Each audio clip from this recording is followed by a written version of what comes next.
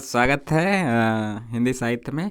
आज हम क्या देखेंगे, 8 जनवरी 2025 को जो आपका हिंदी का एग्ज़ाम हुआ था, तो पेपर 1 उस समय हिंदी ही सबसे प्रमुख विषय था। हालांकि एक दो भाषाएं और थी, लेकिन हिंदी एक ही शिफ्ट में इस बार हुआ है। जैसा कि आप जानते हैं, इस बार नॉर्मलाइजेशन भी नहीं होगा। तो उसी शिफ्ट का जो पेपर 1 है, जिसे जनरल पेपर कहा जाता है, वह सबके लिए एक ही था। जो एक दो विषय इस हिंदी के अलावा भी थे, तो उनका भी क्या है, पेपर 1 ही है। तो हिंदी वाले जो बच्चे हैं, तो उनका जनरल पेपर 1 के यहाँ पे जितने भी क्वेश्चन बच्चों के द्वारा और प्राप्त हुए हैं हमें स्मृति पे आधारित, उसको आइए हम देखते हैं कि कौन कौन से क्वेश्चन थे और उसका संभावित आंसर क्या था। संभावित मतलब लगभग कुछ क्वेश्चन का आधा ही पता है, पूरा ऑप्शन नहीं पता है, उतना याद भी नहीं रहता सबको। तो जितना याद हो पाया है उतना बताने की कोशिश की गई है। ठीक है, 50 में से 5 पैराग्राफ थे, तो बचा 45। तो लगभग सभी क्वेश्चन, मतलब 40 के आसपास, 40, 41, 42, तो बहुत ज़्यादा क्वेश्चन नहीं छूटे हैं। लगभग इसमें सभी आपके कवर हो जाएंगे। तो आइए देखते हैं और उसको सोल्यूशन को भी देखते हुए चलते हैं। ठीक है, ये पहला क्वेश्चन है। टमाटर 10 रुपये ऐसे पूछा था कि 3 किलो आलू और 4 किलो टमाटर का दाम 100 रुपये है। ध्यान से सुनिए, यहाँ पे छोटा छोटा हाथ से लिखा गया है। हाथ से लिखा गया है, टाइप करने में ज़्यादा समय भी जाता, फिर यहाँ पे भी तो स्पष्ट दिख ही रहा है और हम बोल ही रहे हैं। तो एक क्वेश्चन बारी बारी समझते चलिए। टमाटर वाला क्वेश्चन का आंसर 10 है। पहले आप आंसर देख लीजिए, फिर इसको समझिए। ठीक है, आंसर 10 है। तो 3 किलो आलू, 4 किलो टमाटर का दाम 100 रुपया है। तो 4 और उसके अलावा क्या दिया था, 4 किलो आलू और 3 किलो टमाटर का दाम 110 रुपया है। तो ऐसे ही कुछ पूछा था कि टमाटर कितने रुपए किलो है या फिर आलू कितने रुपए किलो है। तो जो भी पूछा था, टमाटर ही शायद पूछा था, तो टमाटर 10 रुपया किलो है, 10 आंसर होगा। ठीक है, आप ऐसे मान के कर भी सकते हैं। कैसे, ये मतलब सादा पेज पे चले बता दें, यहीं पे बता देते हैं। नहीं कहेंगे कि कुछ लोग को आंसर से ही मतलब रहता है। क्वेश्चन कैसे होगा उससे नहीं मतलब, कुछ लोग को आंसर से ही फटाफट बता देते हैं, बस ऐसे ही। जैसे एक्स वाई मान लीजिएगा, यानी 3x, एक्स को आप मान लीजिए कि यह टमाटर का दाम है और वाई आलू का दाम है। तो 3x plus 4y equal to 100 लिख लीजिए। और इधर 4x प्लस मतलब यदि है 4x plus 3y equal to 110 है। तो इन दोनों को बराबर आप कक्षा 6, 7, 8 पे जानते हैं ना कैसे बराबर करते हैं। इधर 3 है, इधर 4 है। तो ऊपर वाले में इसका नीचे वाले का, यानी ऊपर वाले में पूरे में 4 का गुणा कर दीजिए, नीचे वाले पूरे में 3 का गुणा कर दीजिए। फिर इसको घटा दीजिए, ये वाला कट जाएगा, ये जितना आएगा y का मान निकल जाएगा। फिर किसी एक में 3x प्लस 4y या फिर 4x प्लस 3y, किसी एक में y का मान रख के x का मान निकाल लीजिए। तो x आप टमाटर माने हैं तो टमाटर का दाम आ जाएगा, y आलू आ जाएगा। इस प्रकार से कर देंगे। देखिए, एक यहाँ पे पूछा था BBCCDF करके डॉट डॉट डॉट 10वां पद क्या होगा। तो उसका आंसर क्या होगा, आंसर उसका क्या होगा, आपका डी होगा, डी। एक क्वेश्चन आया था 1024 रुपये का 50% छमाही ब्याज की दर से 2 वर्ष का ब्याज नहीं पूछा था, बल्कि पूछा था 1024 रुपये का 50% ब्याज छमाही की दर से 2 वर्ष बाद कुल कितना धन वापस देना होगा। कुल धन यानी मिश्र धन, कुल धन कितना वापस करना होगा, मिश्र धन। तो मिश्र धन का फार्मूला क्या होता है, मिश्र धन बराबर मूलधन इंटू कोष्टक में 1 प्लस r बटे 100 अपान n। तो यहाँ पे देखिए, यहाँ पे क्या करेंगे, छमाही ब्याज है, ब्याज छमाही लगता है, 50% दिया है, तो छमाही का मतलब इसका आधा हो जाएगा, क्योंकि साल भर में कितना महीना होता है, मतलब कितना छमाही, 2। तो 2 से भाग दे देंगे, तो 50 का आधा 25%, 25% लगेगा। 2 वर्ष है, 2 वर्ष है, 6 महीने पे लगेगा, तो कितना बार हो जाएगा, 6 महीना 6 महीना 6 महीना 6 महीना। तो 2 साल में कितना 6 महीना आएगा, 4 बार, टाइम पीरियड 4। तो यहीं पे रख देंगे 1024 गुणे 1 इंटू ये छमाही है तो ये आधा हो गया, ये दूना हो गया। तो समय 4 वर्ष, यानी 4 वर्ष तो नहीं है, 2 ही वर्ष है, लेकिन 6 महीने पे, इसलिए 4 टाइम पीरियड हो गया। समय काल कितना, 4। तो 1024 1 प्लस 25 बटे 100 बट ऊपर 4 करेंगे। इसको हल कैसे करेंगे, 1024 ई 25 से काट देंगे, 25 चौके 100, 1/4 हो जाएगा। तो 4 एक कम 4, अंदर क्या हो जाएगा, 5/4, 5/4, 4 बार ऐसे कर देंगे 5/4, क्योंकि 4 उसके पावर 4 है।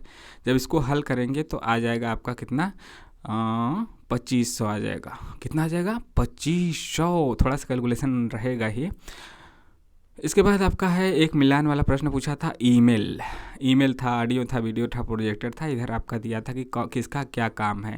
ईमेल से भी आप मिला सकते थे कि हम मैसेज भेजते हैं किसी फार्मल, किसी कंपनी में या किसी फॉर्मल, मतलब कि जो फार्मली हम लोग को भेजा जाता है, फार्मली हम लोग भेजते हैं, कोई ऑफिशियल काम होता है, मैसेज भेजा जाता है तो ईमेल से ही भेजा जाता है। आप फॉर्म भरते हैं, आपको ईमेल पे भी ओटीपी आता है, रजिस्ट्रेशन नंबर ये सब आ जाता है, तो ऑफिशियल काम फॉर्म में ठीक है, वह आपके ठीक है फॉर्मल काम के लिए आता है। तो यहाँ से आप आसानी से मिला सकते थे। एक क्वेश्चन आपका आया था सैम्पलिंग से, प्रश्न आया था सैम्पलिंग के आधार पर कि सिंपल का यूज किस किस स्तर पे किया जा, किस स्तर पे, मतलब कि सैंपल का हम लोग प्रयोग कैसे करते हैं, उपयोग कैसे होता है, स्टेप बाय स्टेप कैसे होता है, वहाँ से आया था। एक क्वेश्चन आया था MOOCs यानी कि मैसी ओपन ऑनलाइन कोर्सेज का प्लेटफॉर्म क्या है, कोर्सेरा, edX, फ्यूचर लर्न, ये सब आपके सामने ऑप्शन थे। एक आपका रीजनिंग का क्वेश्चन था -3/2, -3/4, -3/8, ऐसे ऐसे करके, यानी कि ऊपर का तो सेम था, बस प्लस माइनस हो रहा था, नीचे का दुगुना होता जा रहा था। उसका 11वां पद पूछे था। तो इसमें जो सही आंसर हो जाएगा, ऊपर तो माइनस ही रहेगा, माइनस आ गया, माइनस वाला -3/248 जो था वही सही आंसर है। एक क्वेश्चन आपका आया था अनुसंधान यानी कि जो आपका रिसर्च है, रिसर्च प्रक्रिया का चरण इसमें पूछा था। अनुसंधान रिसर्च का अलग अलग ऑप्शन थे, उसको क्रम से आपको लगाना था कि सबसे पहले रिसर्च में क्या करते हैं। जैसे ऑप्शन हो गया समस्या निर्माण, सर्वेक्षण, परिकल्पना, शोध रूपरेखा, आंकड़ों का तथ्य संकलन। तो पहले तो हम पहले हमें परिकल्पना बनाना, मतलब कि पहले हम सोचेंगे कि क्या है ना, किस पे बनाना है, तो फिर तथ्य जुटाना शुरू करेंगे, रूपरेखा मतलब ये सब है, रूपरेखा बनाएंगे से, ठीक। तो सटीक ऑप्शन यही ज़रूरी नहीं है, मतलब इसी से रिलेटेड था कि यही सब था, लगभग यही सब था, और कुछ अलग भी था एक दो ऑप्शन। तो वहाँ से यदि सभी ऑप्शन आपको मिलेगा तभी आप सटीक रूप से कर पाएंगे। तो लगभग मतलब कि यही सब ऑप्शन था, एक दो ऑप्शन को छोड़ के, तो उसको आप आसानी से कर लेंगे क्वेश्चन में जब एग्जैक्ट देखेंगे और उसका इंग्लिश रूप। आप सभी बच्चे सहमत होंगे, मैक्सिमम बच्चे 80% बच्चे जो भी देख रहे हैं, जो भी एग्ज़ाम दिए हैं, कि जो पेपर 1 का हमारा जनरल पेपर होता है, यदि बहुत से क्वेश्चन हमें हिंदी में समझ में नहीं आता, हिंदी में कठिन लगता है, सर्वेक्षण समझ जाएंगे, परिकल्पना जो आपका सिनॉप्सिस है, हाइपोथेसिस है, तो हिंदी कठिन वर्ड लगता है, और उसी का हम अंग्रेजी देखते हैं तो हमें आसानी से समझ में आता है। आप इसी का यदि अंग्रेजी देखेंगे ना, तो फिर आपको यही क्वेश्चन आसान लगने लगेगा। बहुत सारे बच्चे क्या करते हैं, हिंदी समझ में आ गया तो ठीक है, नहीं तो उसी का इंग्लिश करते हैं, तो वह क्वेश्चन आसानी समझ में आता है, और ऑप्शन के हिसाब से मिला के एलिमिनेशन मेथड से उसको सही कर लेते हैं, ठीक है। तो अगला क्वेश्चन देखते हैं। SO2 सल्फर डाइऑक्साइड एक अम्लीय गैसीय वायु प्रदूषक है जिसका पर्यावरण पे निम्न हानिकारक प्रभाव पड़ता है। ऑप्शन था पौधों को नुकसान, अम्लीय वर्षा, मिट्टी का क्षरण, श्वसन संबंधी बीमारी, और एक ओजोन परत क्षरण भी था। तो ओजोन परत क्षरण तो SO2 में नहीं जिम्मेदार है, CFC वगैरह है, कार्बन डाइऑक्साइड ये सब है। तो इसमें जो आपका कोड भाषा में था, कोड भाषा में चुनना था। पौधों को तो नुकसान पहुंचाता ही है, मतलब कि अम्लीय वर्षा के कारण, और श्वसन संबंधी बीमारियां भी होती हैं, तो ये सब ऑप्शन आपका सही है। मिट्टी को भी खराब करती है। तो इसमें से जो ऑप्शन था ये सब 3 था या 2 था, तो वहीं आपका सही था। अगला क्वेश्चन है सन 1884 में कौन सी यूनिवर्सिटी ने LLD का कोर्स शुरू किया। ऑप्शन यही था कलकत्ता, मद्रास, बॉम्बे, पंजाब, इलाहाबाद, ये सब ऑप्शन थे आपके। उसमें से कोड भाषा में चुनना था, तो इसमें सही जवाब क्या हो जाएगा, कलकत्ता, मद्रास और बॉम्बे। पंजाब, इलाहाबाद नहीं है। आप जानते भी हैं कि अंग्रेज़ों के समय में, उस समय जो कोर्सेज थे, पढ़ाई, यूनिवर्सिटी सबसे पहले बने, उसमें इन्हीं सब का नाम आता है। हाँ, इसमें इन्हीं सब का नाम आता है। इसके बाद है मेमोरी यूनिट से इजी क्वेश्चन पूछा था, उसके डाटा स्टोरेज के आधार पे कि कौन सबसे बड़ा कौन सबसे छोटा है। तो KB, MB, GB, TB और PB यही क्रम रहा है। एक क्वेश्चन आपके सामने पूछा था, इनमें मालवेयर है, मालवेयर पूछा था कि कौन कौन है ऑप्शन, जैसे वायरस हो गया, वर्स हो गया, ट्रोजन हो गया, स्पाईवेयर हो गया, रैंसमवेयर हो गया। तो कौन कौन है, जैसे वायरस तो होता ही है, स्पाईवेयर भी होता है, रैंसमवेयर भी होता है, तो ये सब होते हैं। ठीक है, उसमें जो क्वेश्चन दिया था उसी के हिसाब से देखेंगे। यह पेज हमने रखा था पेज यह हमने रखा था क्वेश्चन को सॉल्व करने के लिए। जैसे एक बार फिर देख ही लेते हैं, जो मिश्र धन वाला था 1024, 1+1+25%, यहाँ पे 4 था टाइम पीरियड। इसको हल करेंगे आप कैसे, 1024, 25 चौके 100 कर देंगे, 1/4 हो जाएगा, 4 का गुणा इसमें होता है, 4 कम 4, 1 जुड़ जाता है, तो अंदर हो जाएगा 5/4। ठीक है, इतना मिटा दें, समझ गए, 5/4, इधर 4 हो जाएगा, यानी 5 का 4 बार गुणा 25 पंजे, 25 का 5 पचे 25 पंजे 125 पंजे, इसको बराबर करते हैं तो 625 आएगा। नीचे का 4 चौके 16, चौके 64, 64 चौके कितना हो जाएगा, 4 चौके 16, 6 चौके 24, 256। 1024 में 256 से गुणा करेंगी तो ये सब जब आप काटेंगे पीटेंगे ना तो 2500 आ जाएगा। 2500 ऑप्शन में नहीं था, कुछ लोग कर रहे हैं। यदि ऑप्शन में नहीं था तो यह क्वेश्चन ही गलत हो जाएगा, गलत हो जाएगा तो इसका नंबर सबको मिलेगा। ठीक है, इसका नंबर सबको मिलेगा। 2048 ऑप्शन में था, फिर 5000 के ऊपर था, शायद 2500 था या नहीं था, यह कन्फ्यूजन है। बहुत लोगों का कहना है कि नहीं था। SMCR में सी का क्या मतलब है, तो SMCR का फुल फॉर्म होता है सेंडर। एस से सेंडर, एम से मैसेज, और सी का अर्थ ही पूछा था, तो सी का अर्थ चैनल होता है, और आर का अर्थ होता है क्या, रिसीव। क्या, रिसीव। न उम्र की सीमा हो, रिसीव, रिसीवर। ठीक है, ई सेंडर हो गया, एस से सेंडर, आर से रिसीवर, एम से मैसेज। कितना आसान है, सेंडर रिसीवर, इधर से सेंड करने वाला, इधर से रिसीव करने वाला, बीच में मैसेज हो गया, मैसेज को रिसीव करेगा, और एक सी से हो गया चैनल। कठिन का वाला पूछा था। अगला क्वेश्चन पूछा था मुक्त विश्वविद्यालय। मुक्त विश्वविद्यालय को क्रम से लगाइए। इसमें राजर्षि टंडन भी था, अम्बेडकर वाला भी था, और 4-5 नाम थे उनके, जो स्थापना वर्ष है उसके आधार पर क्रम से लगाना था। तो ओपन यूनिवर्सिटी का भी क्रेज बढ़ा है। इंदिरा गांधी उसमें नहीं था, लेकिन राजर्षि टंडन था। तो क्या करना है कि आपको ओपन यूनिवर्सिटी के स्थापना वर्ष को भी याद करते हुए चलना है। अगला एक मिलान वाला दिया था, इधर टीचर दिया था, स्टूडेंट दिया था, मटेरियल दिया था, सोर्स दिया था, किसका क्या काम है, कौन किसके लिए जिम्मेदार होता है, तो उससे मिलाना था। यह भी एक आसानी से आप मिला सकते थे। अगला क्वेश्चन है, अतीत से संबंधित रिसर्च करते हैं, मतलब पूछा गया कि अतीत से संबंधित रिसर्च करते हैं, तथ्य वर्तमान से जुटाते हैं, तो इस प्रकार के रिसर्च को क्या कहेंगे, मनोवैज्ञानिक रिसर्च, यानी मनोवैज्ञानिक जो आपका होता है ना, रिसर्च। और इसके बाद आपका ऐतिहासिक ऑप्शन था, पौराणिक था, और कोई भी था, साइकोलॉजी, मनोवैज्ञानिक हो ही गया।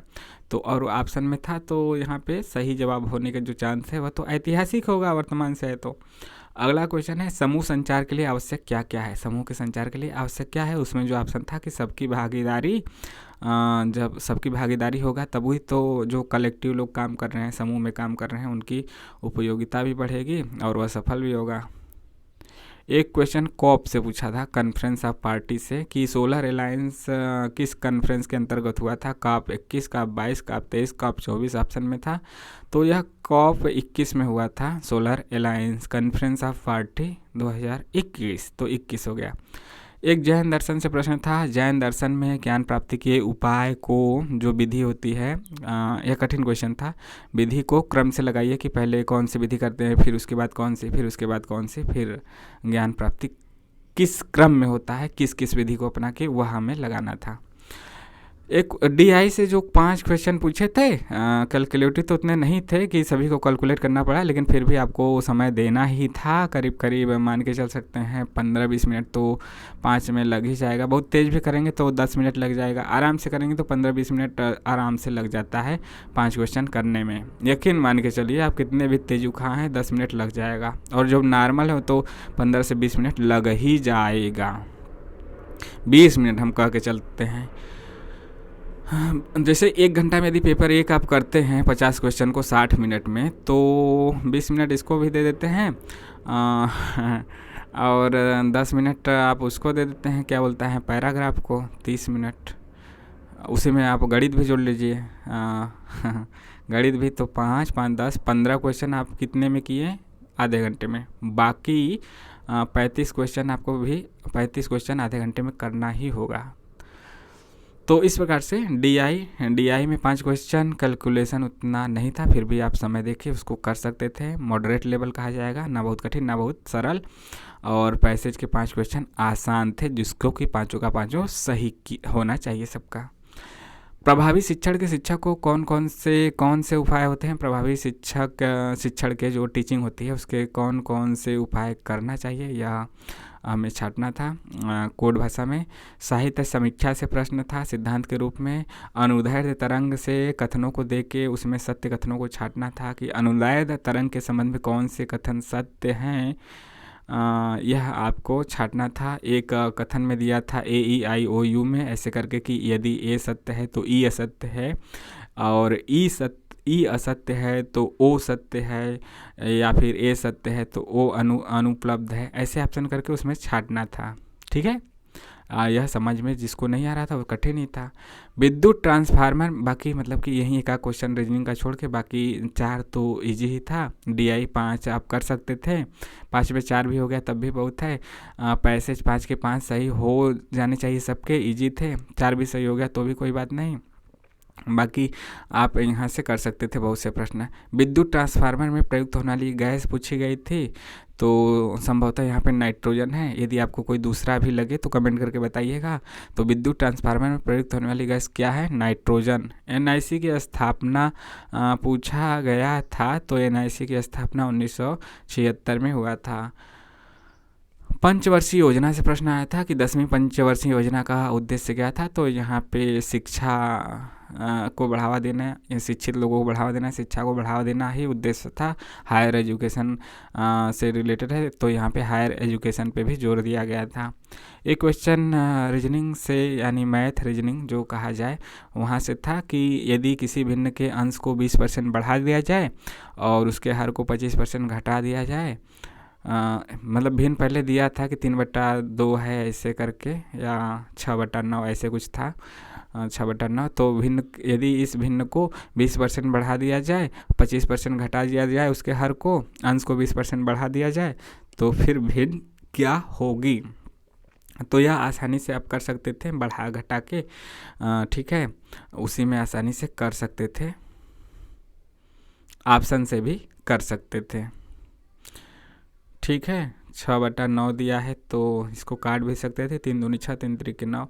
यदि 2/3 है, 2/3 है, ठीक है, इसके अंश को 20% आप बढ़ाएंगे तो 120 हो जाएगा। 120 का मतलब कि 12 दूनी 24, तो 2.4 हो जाएगा बढ़ने के बाद। यदि 25% इसको घटा देंगे तो 75% हो जाएगा। 3 का 75% कितना हो जाएगा, 3 का 75 5 3 15, 7 त्रिक 21 22, 2.25 हो गया घटने पे। तो इसको हम कैसे करेंगे, 2.4 और 2.25 100 से गुणा कर दीजिए, ऊपर 240 हो जाएगा, नीचे 225 हो जाएगा। इसको 5 से काट दीजिए, 5 चौके 20, 5 चौके 40 और नीचे 5 चौके 20, 5 बचे 25, 48 बचे 45 हो गया। 3 से काट दीजिए, ठीक है, 16×48 और 15×45, तो 16/15। इस प्रकार से मतलब आप आसानी से कर सकते थे। ठीक है, आसानी से इस प्रकार से किया जा सकता था। वह भिन्न देने के आधार पर कितना दिया था। और एक क्वेश्चन आपके सामने पूछा गया था, मेथेन गैस का सोर्स क्या है। मेथेन गैस का सोर्स क्या है, यहाँ पे जो आंसर था 3/2 या 2/3 ऐसे ही करके था, या कुछ और ही था। मतलब आप इसी विधि से करेंगे या ऑप्शन से करेंगे तो आसानी से आ जाएगा। मीथेन गैस का सोर्स क्या है? वेस्टलैंड, जैसे कि दलदली भूमि, वह भी होता है। धान का खेत होता है, आपके धान के खेत होते हैं, गोबर वगैरह जहाँ पे से सब दलदली पाए जाते हैं वहाँ पे होता है। जो पगार भैंस पगुरी करती है ना, पगुरी पगारी कहा जाता है, भैंस गाय एनिमल, तो उनके मुंह से भी मेथेन गैस निकलता है। तो वही ऑप्शन जो अभी ऑप्शन था वहाँ पे आप चुन लेंगे। एक जो न्यूक्लियर रिएक्टर है वहाँ से क्वेश्चन पूछा था कि फुकुशिमा कहाँ पे है, चेरनोबिल कहाँ पे है, माइल आइसलैंड कहाँ पे है। इस प्रकार से क्वेश्चन आपके सामने पूछे गए थे। ठीक है, इस प्रकार से आपके सामने क्वेश्चन पूछे गए थे और आपको यहाँ पे कमेंट करके बताना है कि फुकुशिमा रिएक्टर कहाँ है, चेरनोबिल कहाँ है, माइल आइसलैंड कहाँ पे है। हाँ, आप कहेंगे अरे सर आप तो बता ही नहीं रहे हैं, बस पूछ रहे हैं। नहीं, इतना तो हमने बताया ना, तो इतना तो पूछ ही सकते हैं। इसमें से तो ये तो आइसलैंड लिखा ही है इसमें, ठीक है। लेकिन फिर भी हो सकता है कोई इसमें ट्रिक हो। तो यही क्वेश्चन आया था कि यह कहाँ पे है। बहुत नाम तो सुना ही होगा चेरनोबिल का। इसके बाद फैटिक कम्युनिकेशन क्या है? ठीक है, फैटिक कम्युनिकेशन क्या है एक हम बता देते हैं। अरे सर वहीं सरल वाला बता रहे हैं, फुकुशिमा वाला। फुकुशिमा कहाँ पे है? जापान। चेरनोबिल वाला आप बता दीजिएगा। ठीक है, चेरनोबिल कहाँ पे है कमेंट करके बताइएगा, और आंसर इसका हम कमेंट करके बता देंगे। ठीक है, कमेंट में आप इसका आंसर देख लीजिएगा। बाकी क्या कीजिएगा, पहले आपका आंसर देखेंगे कि क्या आप बताते हैं। फैटिक कम्युनिकेशन से क्वेश्चन आया था, यस नो हेलो, इस प्रकार से जो रहते हैं communication. Hello, hi, how are you, hello, good morning, good evening. इसके बाद आपका जो एक क्वेश्चन था, ये क्या था, जो विश्वविद्यालयों की स्थापना से प्रश्न आया था। वहाँ पे नालंदा, विक्रमशिला, यह सब आया था। नालंदा विश्वविद्यालय की स्थापना 427 ईस्वी में कुमारगुप्त ने करवाया था। और भी कई 3-4 विश्वविद्यालय थे, उनको क्रम से लगाना था कि किसकी स्थापना पहले हुई किसकी बाद में हुई। ठीक है, तो यह प्रमुख रूप से आपके सामने क्वेश्चन रहे। DI के 5 और पैसेज के 5 जोड़ लें तो लगभग, मतलब सभी लगभग से कह रहे हैं, क्योंकि बहुत से क्वेश्चन हैं जो कठिन रहते हैं, भाषा नहीं याद रहती, बड़े बड़े रहते हैं। तो 4-5 क्वेश्चनों को छोड़ दिया जाए तो लगभग आपके सभी क्वेश्चन यहाँ पे हमने देखा। ठीक है, आपको यह कैसा लगा? पेपर 1 वैसे भी सबको कॉन्फिडेंस नहीं रहता, और 20 के आसपास, जिसको कॉन्फिडेंस नहीं है 20 के आसपास रहता है। जो अच्छे से तैयारी कर लेते हैं उनका 30-35 भी आ ही जाता है। और एवरेज देखा जाए तो वहीं जिसका जैसे DI ठीक है, मैथ सही है, रीजनिंग वह भी कर लेता है। जिसका DI कर लेगा रीजनिंग भी कर लेगा तो उसका 25 आराम से बन जाता है। DI और रीजनिंग ये सब सही हो गया तो इस प्रकार से आपके सामने रहा। कमेंट के माध्यम से बताइएगा आपको कैसा लगा, और चैनल को लाइक शेयर सब्सक्राइब इसी प्रकार से करते रहिए और कराते रहिए। इसके बाद टेलीग्राम का लिंक डिस्क्रिप्शन और कमेंट बॉक्स में है, टेलीग्राम से भी जुड़ जाइए। वहाँ पे भी महत्वपूर्ण उपयोगी जानकारी और PDF आपको मिलता है।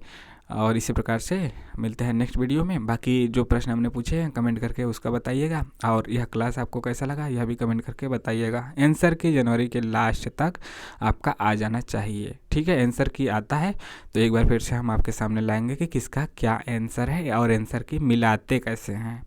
UGC में नेट एग्ज़ाम में आंसर की मिलाना भी एक चुनौती रहती है। ठीक है, मिलते हैं नेक्स्ट में। जय हिंद, जय भारत।